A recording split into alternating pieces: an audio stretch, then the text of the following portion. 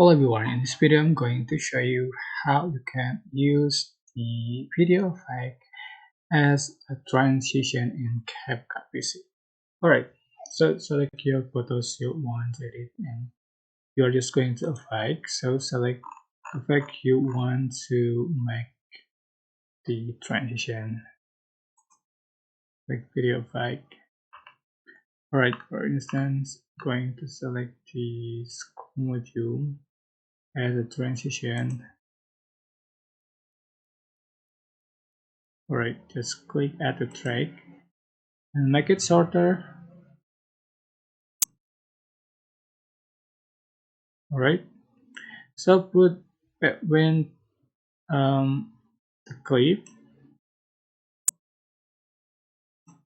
put on top between the clip, so here's right here, and copy paste, put on top between another clip, so on.